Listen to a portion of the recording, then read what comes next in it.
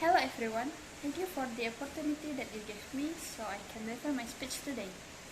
As the COVID-19 pandemic rapidly unfolds, health authorities have been updating their guidance to reflect the changing situation. The latest example is masks. Although the Centers for Disease Control, Prevention and some state and local authorities previously told the public to skip the mask, they recently updated that advice and began recommending the members of the public wear masks when outside of their homes. Wearing a mask will keep respiratory secretion within that barrier and help protect others if you are sick with COVID-19. And if you have minimal or no symptoms, it's also a helpful reminder not to touch your face. Outside of healthcare settings, people should use a simple mask that can be secured to your face, covers your mouth and nose, and keeps respiratory droplets in. People out in public are already using a variety of different masks, including glove masks. It could be a hands-on mask, or with earlobes, or head ties, or something as simple as scarf wrapped around your face. The idea is to create a physical barrier that contains droplets you might produce when coughing, sneezing, or even talking. The masks the public should be wearing are not respirators that filter air, and they don't need to be airtight. They simply need to be a secure physical barrier. In these times of major medical supply shortages, medical-grade masks such as N95 masks and surgical masks should be reserved for healthcare providers.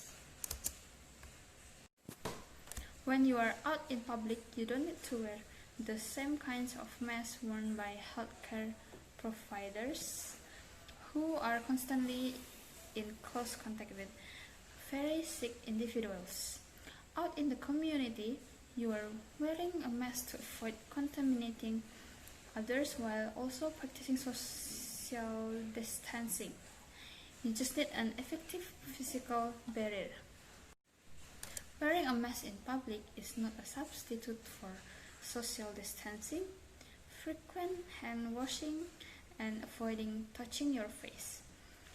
Wearing a mask is one piece of a larger infection control policy. It doesn't replace any other recommendations, it's just another piece of the pie. How often should you care for a reusable mask? It's a good idea to wash it after each use, or at least daily, with hot water and laundry detergent, and run it through a hot dry cycle in the dryer.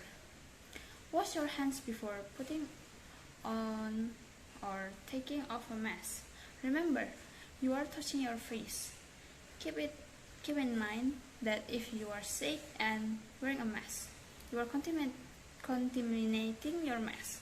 So even if you are not showing symptoms, don't share your mask with others.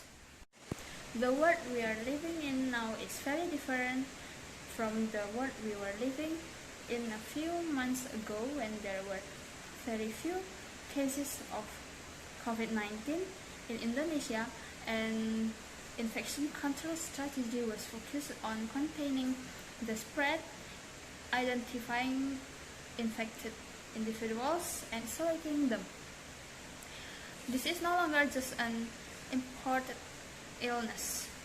There's ongoing community spread, and our strategy has to shift so we can do everything that we can to slow the spread.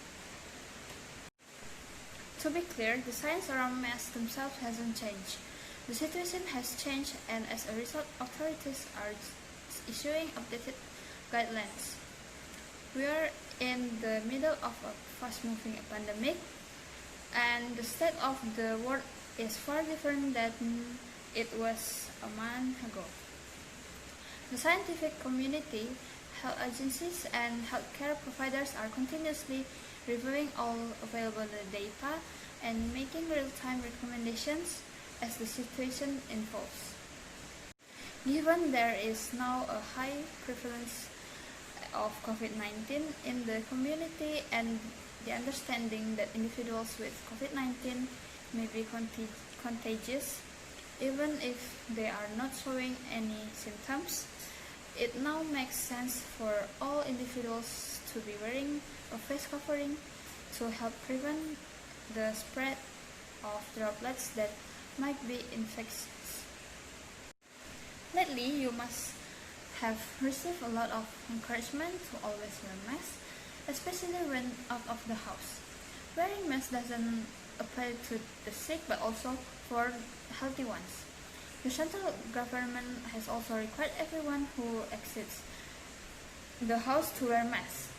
Encouragement refers to the recommendation of the World Health Agency as an attempt to prevent the transmission of coronavirus.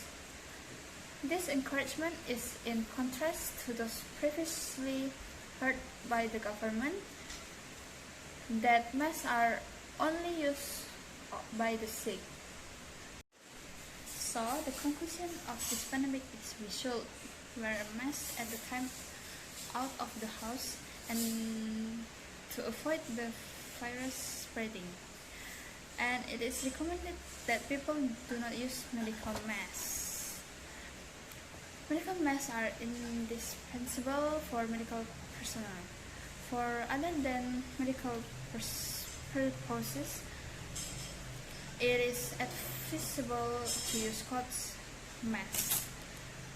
Medical masks are important for doctors to prevent contracting COVID-19 virus from patients they treat.